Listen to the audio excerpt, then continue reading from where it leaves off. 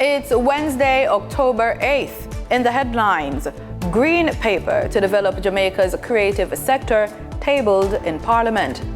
Jamaica's Psychiatric Association urges help and support for families, friends, and those affected by mental illness and suicidal thoughts. Fraud case against Rural Reed and others has been delayed again. In business news, financial institutions' credit rating stable. Regionally, rare tornado strikes western Trinidad, leaving dozens displaced. And in sports, Cricket West Indies president says Darren Sammy coaching in Cricket Premier League is beneficial to Windies cricket. This is the news on PBC Jamaica. I'm Simone Absalom Gale.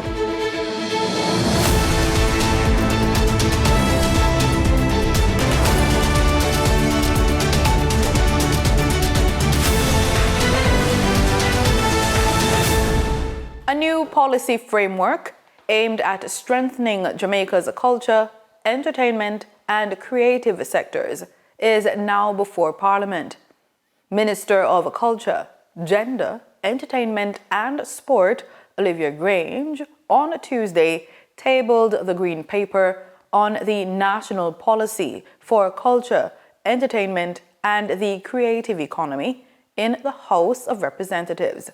Danita Rodney tells us more. Minister Green says the document outlines a forward-looking approach that promotes equity, inclusivity, and more. The instrument embraces and promotes innovation, as well as the leveraging of frontier technologies that power our creative economy within an ethical framework, and likewise focuses on sustainability and resilience for culture, entertainment, and the creative economy. She added that the Green Paper will undergo discussions and consultations to shape a transformative framework. We position them at the heart of Jamaica's human and economic development, recognizing their power as engines of human and socio-economic development and transformation. It encapsulates a number of benefits and protections which will enshrine safeguards around the Jamaica Entertainers and Creative Insurance Plan, which we introduced recently. In her maiden address to the Parliament, Member of Parliament for South St. James and the Opposition spokesperson for Culture, Creativity, Industries and Information, Nikisha Burchell, urged that members of the older traditional arts industry be included in the discussion. I note that UNESCO is one of those agencies or entities that you have listed as providing some financial support to this project. We would like to know how much that is and how it will be used and how we can deepen the consultative process.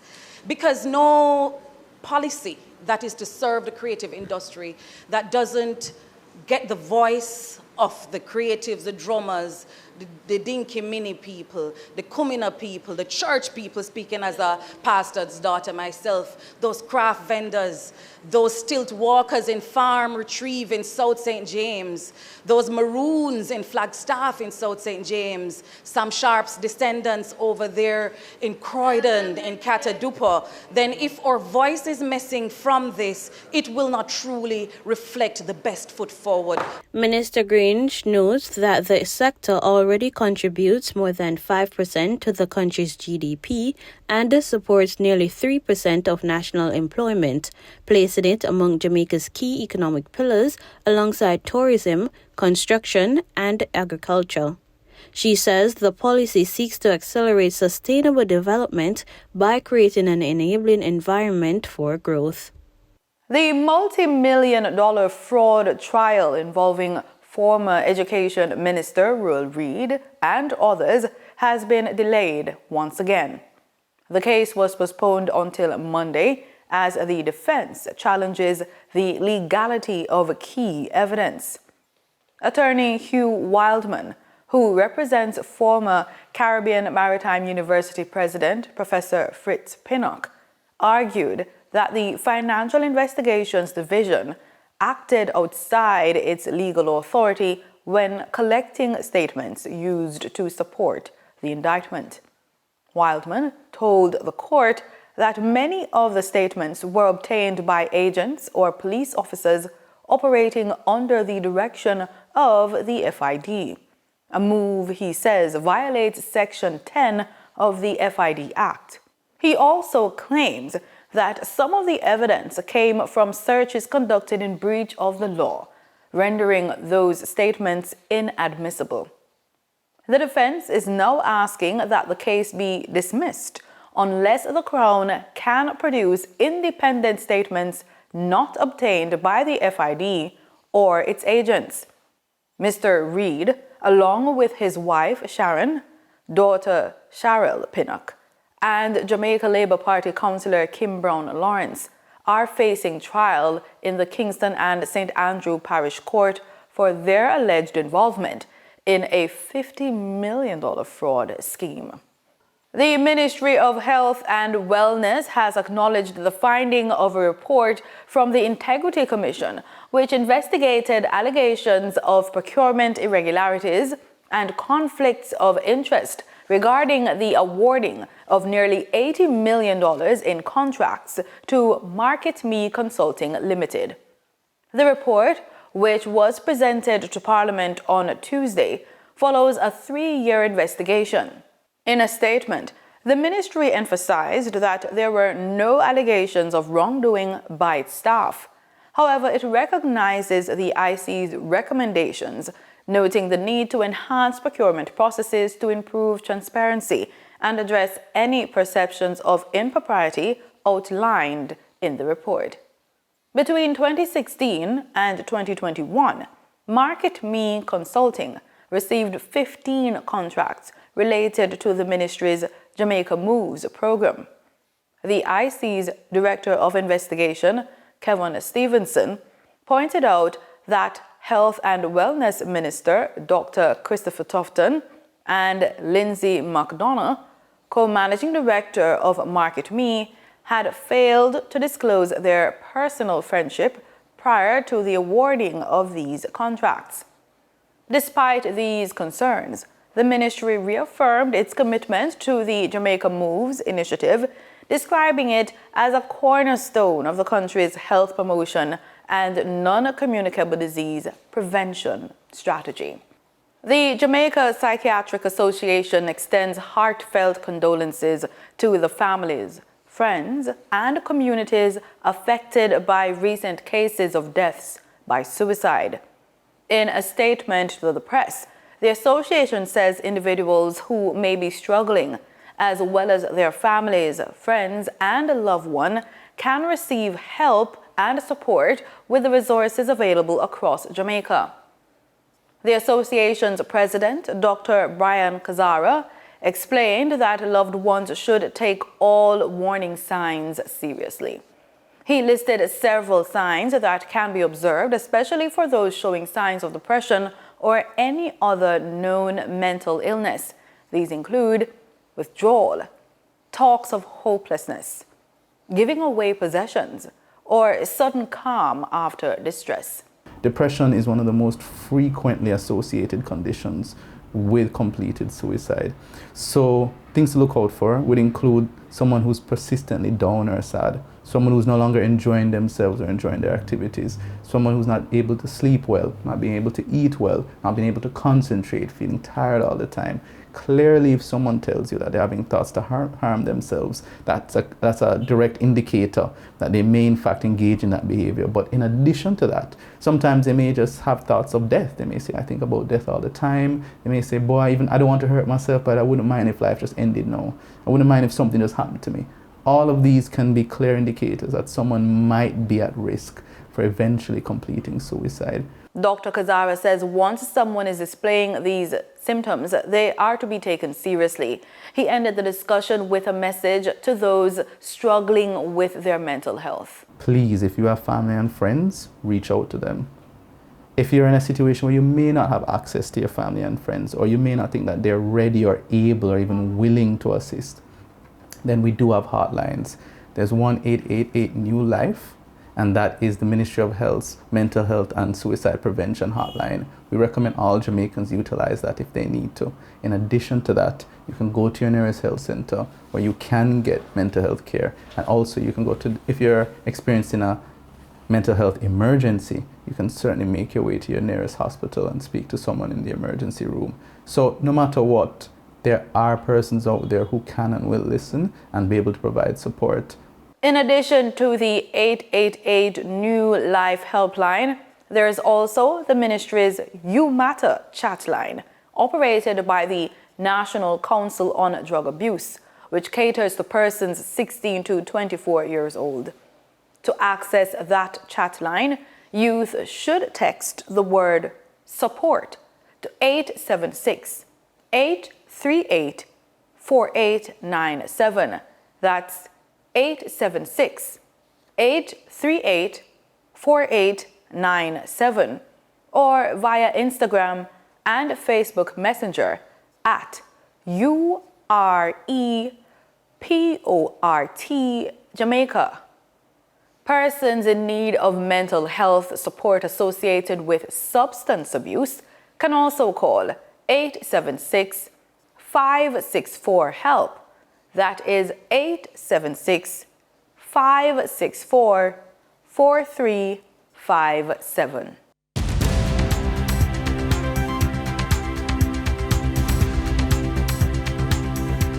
In the business report, the credit worthiness of 3 of the financial institutions in Jamaica was recently affirmed. NCB Financial Group and its main subsidiary, National Commercial Bank Jamaica Limited, have received a positive outlook from S&P Global Ratings, reflecting growing confidence in the strength of Jamaica's economy and the group's performance. CEO of NCB Financial Group, Robert Almeida, welcomed the revision, calling it a strong endorsement of NCB's disciplined strategy and robust business model. Next, Caribbean Information and Credit Rating Services Limited, CARICRIS, has reaffirmed its strong credit ratings of the Development Bank of Jamaica, DBJ. As such, DBJ has the highest ratings for development banks across the English-speaking Caribbean, underscoring a good level of credit worthiness relative to other users in the region and a high level of credit worthiness relative to other users in Jamaica. Additionally, regional rating agency CARICRIS has reaffirmed VM Investments' investment-grade credit ratings, maintaining a stable outlook for the company and its subsidiary. VM's Investments Chief Executive Officer, Resworth Burchinson, says the reaffirmation underscores confidence in the company's strategic direction and financial stewardship. 2 Jamaican companies announced regional expansion in Central America. First Rock Real Estate Investments is announcing the successful completion of its 3rd development project with KFC Costa Rica, comprising a modern restaurant and an advanced distribution center. The project, which was executed through First Rock's wholly owned subsidiary, First Rock LATAM SA, commenced in April of this year and was successfully handed over in June, followed by the distribution center in August. The development, particularly the distribution center, holds significant value for KFC, as it will enhance and streamline its logistical operations across the region.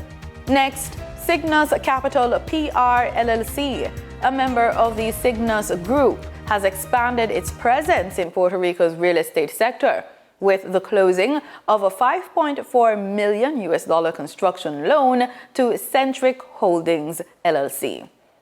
The financing will support the development of Centric Complementary Urban Residences, a 24-unit housing project in Puerto Rico.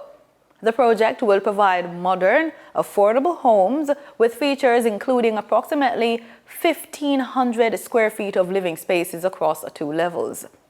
The development aims to address the shortage of more than 60,000 housing units in Puerto Rico particularly in communities outside the capital. Time now for the latest financial market details in the business report with Denise Williams. For the trading period of October 7, 2025, these were the most actively traded stocks. Investment house Sagicor Select Funds Limited Manufacturing and Distribution with 3,200 and 36,206 units traded, representing 19.65% of market sales volume. Advertising and real estate holding firm Ken Tire Holdings Jamaica Limited shares with 1,716,786 units traded, representing 10.42% of market sales volume. Alternative energy provider Wigton Energy Limited shares of 1,675,985 units traded, representing 10.18% of market sales volume. We now shift our focus to the forex market rate set by the Bank of Jamaica. On October 7, 2025, the Bank of Jamaica reported U.S. $49.10 million purchased and U.S. $59.46 million sold by Forex traders. Forex traders earned $1.50 per dollar, selling the U.S. at $161.57 and buying the U.S. at $160.07. The Canadian dollar netted Forex traders 38 cents per transaction, with selling at $116.35 and buying at $115.97. The British pound yielded Forex traders 94 cents in profits, with selling at $216.32 and buying at $215.38. For the credit report tip of the day, stop waiting for growth, create it. If your business feels stuck, it's time to move from frustration to financial strategy. Start by taking control of your credit. Review it, improve it, leverage it. Your credit profile is not a background detail. It's a gateway to funding, partnerships, and expansion. Entrepreneurs who master their credit don't just survive market slowdowns. They use credit power to fuel opportunity and scale faster. The next move is yours. Let's get your business back in motion. And that wraps up today's business report. I'm Denise Williams. See you soon. In regional news, in Trinidad and Tobago, dozens are without electricity and many have been displaced after severe weather activity produced a rare tornado, which led to structural damage, blown off roofs, and flooding in parts of western Trinidad on Tuesday. TTT News' Daniel John reports. Incidentally, I live, as you see, right opposite to the house behind me. Well, when the breeze started to blow, I came out in front here because I said, but where did this breeze come from? And I was able to see that whole roof just started. I think a lot of people may say, I think Almighty God was with me today, because what I saw there is something that I wouldn't like to experience again. It was real frightening. You know what I mean? Real frightening.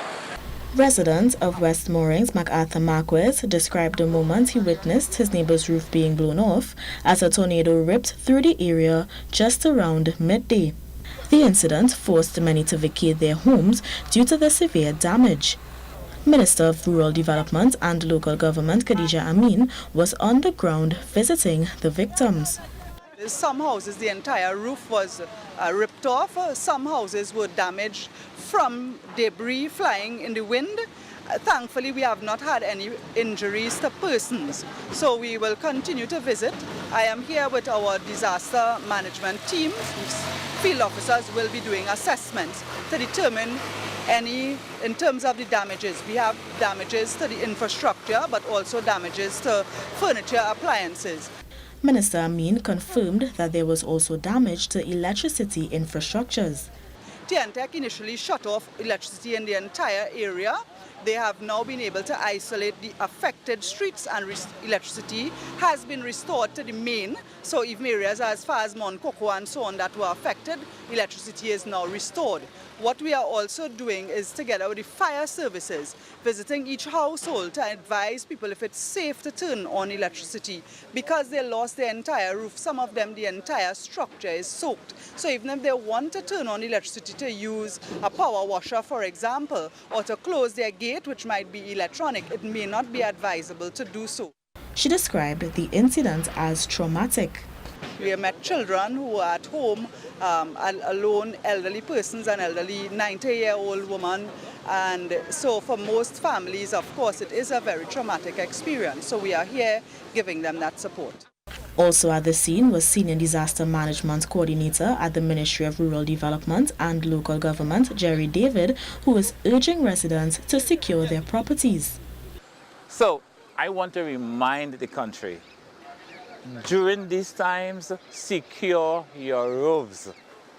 Make sure that tree that is near the house, you trim that tree, because anytime there's high winds, it's going to break the branches are going to fall on the homes, and it's going to destroy the roof, and sometimes inadvertently people will be damaged.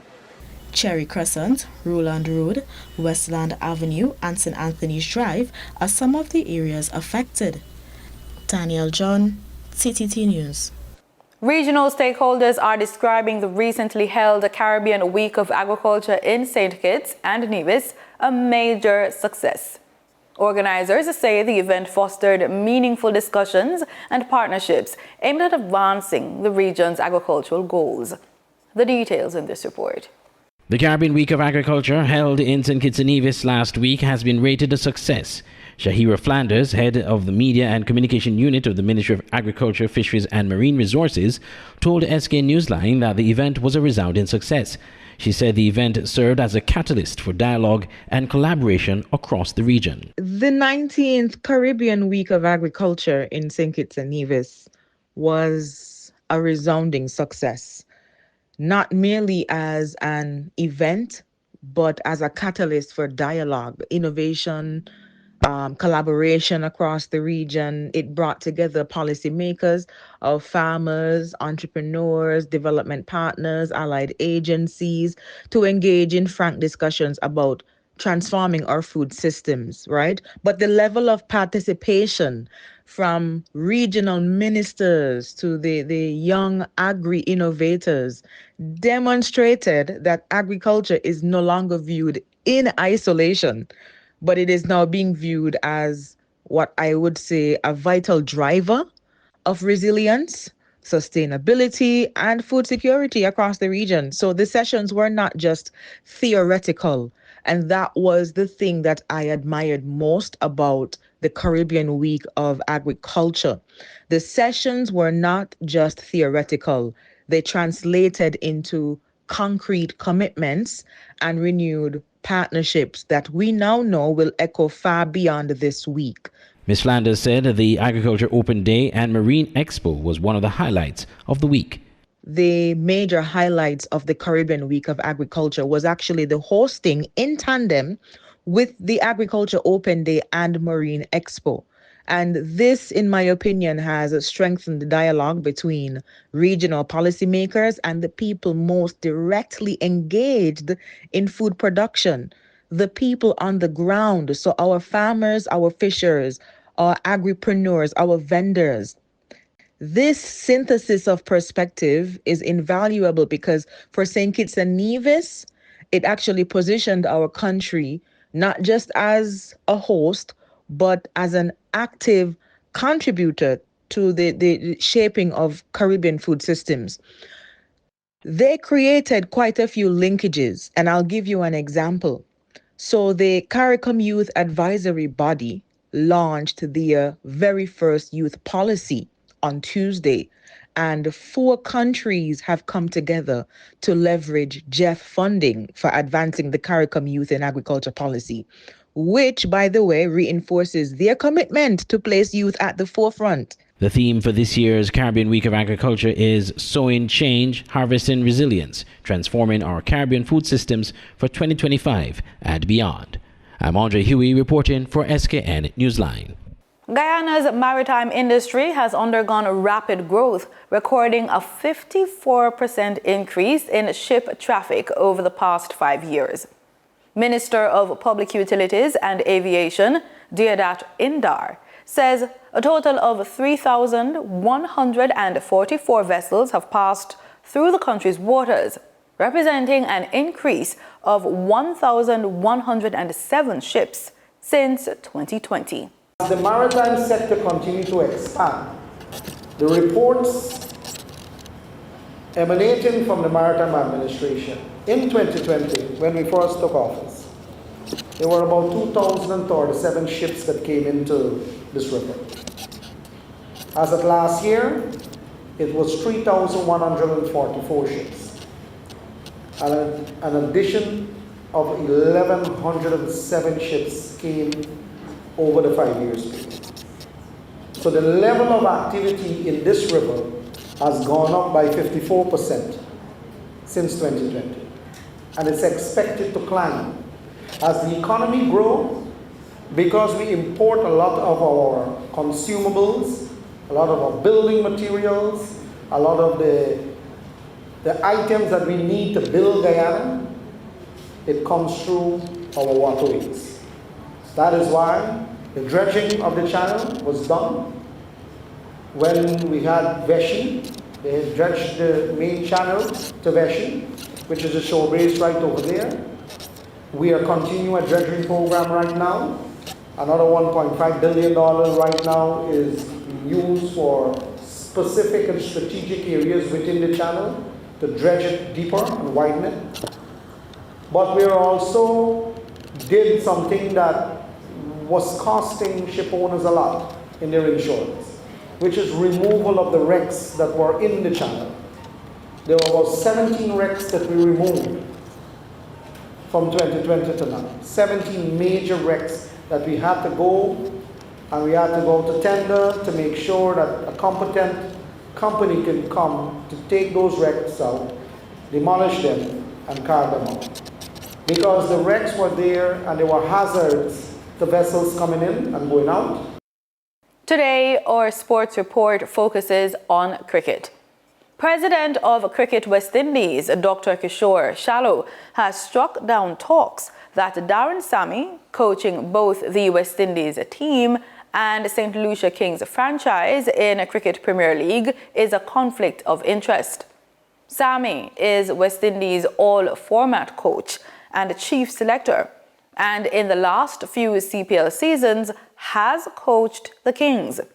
For Shallow, Sammy being engaged with a T20 franchise is to the benefit of the West Indies cricket. He made the comment during a quarterly press conference last week. Only because Darren's contract was signed before Chris started as his CEO. But as Chris said last night on the program, I believe, I think he clearly stated that there's absolutely no conflict with the two roles. But I think importantly, when we agreed to his participation in CPL, was mainly because we thought that the exposure, it presented a very great opportunity for him as coach to, one, be very close to the game, and for his own personal development. I mean, the CPL is all about developing our talent. And talent doesn't just, it doesn't stop at just the players. It coaches, is the other backroom staff, we see other physio, SNCs, and so on. And so we thought that his continued engagement in CPL, whether for Kings or anyone else, would be to the benefit of Cricket West Indies and West Indies cricket. And that's the news on PBCJ. Remember, we are the People's Station.